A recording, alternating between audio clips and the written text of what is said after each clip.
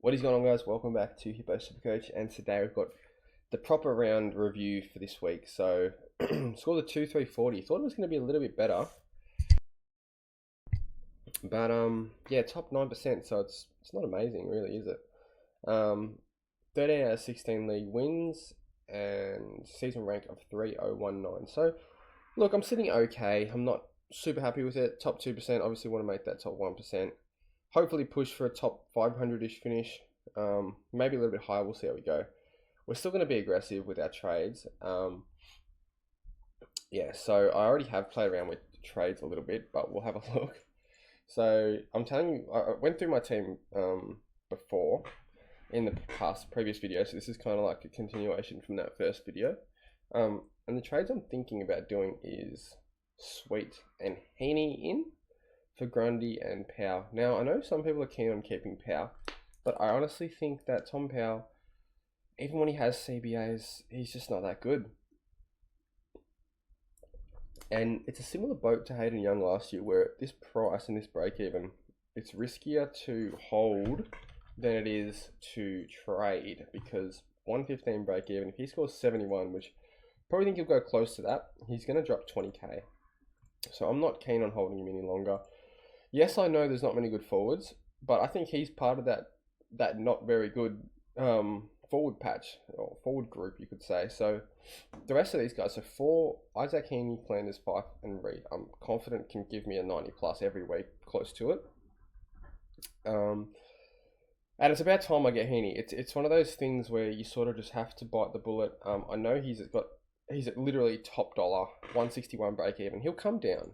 He's definitely going to come down a little bit. I'm not going to say he's going to come down heaps, because that is very wishful thinking, but I think he will come down a little bit, and that sort of, I don't care. Like, I know I'm paying top dollar, but I don't care. I need to get him sooner rather than later. We saw McGuinness go to him a little bit during the week this game, and it just didn't really affect him. He's too good. Sydney are in some pretty good form as well, so I think yeah, it's going to be an interesting game, Sydney versus GWS. But yeah, I just need to get on the Heaney train. If he scores, if he finally starts to do shit, well, you know what? That's the price I have to pay. I'm not gambling against him anymore, basically. So yeah, pretty straightforward trades. I think when you don't have a boost, you're very, very restricted, because there's not a lot of plays I can really do in this situation. So Grundy, getting a Grundy, I'm a little bit nervous about. Obviously, he dropped a 160 last week, and saying that we're going to trade him after he dropped a 160, you know, if you hadn't have seen this game, you'd be like, what the hell? The issue isn't so much with Grundy, it's more with Sweet being good. And a 136, I think it's too much to have on your bench. You're giving up too many points, in my opinion. So if you are going to bring in Sweet, which I think he is a must-have, I think you have to have him on the field. And I think I'm sort of in a fortunate position where I don't have an English, or I don't have a Marshall. I think I'd get rid of Marshall, to be honest, for Sweet, if I had him. But I don't really have an English, because if you have English and Gorm, then you're obviously not going to trade one of those guys. If you wanted like a super crazy pod play, maybe you could go English to Sweet, and then upgrade, you know, a Sexton to a Heaney, or a Sexton to a Flanders, or a Sexton to a anyone really, because English will give you that sort of cash. You could do that, and I wouldn't hate it, because I do think Sweet can pump out tons, and I think the Sweet situation is similar to, now correct me if I'm wrong, but I think Matt Flynn was like the main ruck for Joe West last year, and he was a really good Supercoach cash cow a couple of years back as well. And then Briggs came along, who wasn't in the team, and then basically I think Flynn had to get injured for Briggs to start to come in, and since Briggs came in, he was just balling, and he kept Flynn out of the team, and he's still keeping him out of the team. So that is kind of my point with Sweet and Soldo. I think there's a possibility that Sweet keeps Soldo out of the team with good form. And I'm sorry, but John Sweet is not a forward. If you watch this guy, he's a tap ruckman. I don't think he's a very capable forward. So I don't like the idea of them playing both. And yeah, like I said, hopefully they just keep Soldo out of the team. And then moving on to the midfield, this is my main issue, and it's Jack Steele, because I'm pretty keen on trading. If I had a boost, I would be looking to trade this week. He's got one more week. He plays North.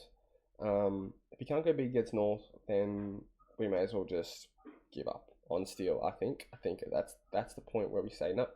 That's enough, Jack Steele. I'm not going to copy your injury games anymore, where you play through injury and you look like you're fucking chasing fairies around all game. That's literally how it looks. It looks like he's just in his own little world, sort of jogging around, like, you know, fucking daydreaming. I don't know. I don't know what's going through his head, but clearly not fully fit. Yeah, so I'm not keen on holding Steele one bit, and this is an awkward one now because the price is going to drop. The break even is 190. So also I go for break evens because I know not everyone has Supercoach Gold. So break even of 190. He's dropping how much money? If he scores 132, he drops 30k still. Oh my god, man. Oh my god, oh my god, oh my god. So I'm not keen on that at all. But it's one thing we're going to have to just cop. Hopefully he can get to 130. It's North friggin' Melbourne. If there's any game he's going to go big, it's this game. So yeah, they're my trades. I'll do a proper trade target video a bit later in the week, maybe tomorrow or something. But yeah, let me know what you guys think about my plan. And next week, my plans are going someone like Comben out and maybe Darcy Wilson or Closey, depending on their break evens, and trying to get in an uber premium midfielder. Yeah, kind of happy to pass on Rogers this week. I know got a pretty juicy break even, and he did look good, but I think he's a bit of a sub risk. So yeah, a little bit worried about him. But I don't know. I mean, everyone's a sub risk at this point. Fuck, who knows? Anyone could be the sub. So yeah, that's it for the video, guys. Hope you enjoyed it, and I'll see you in the next one.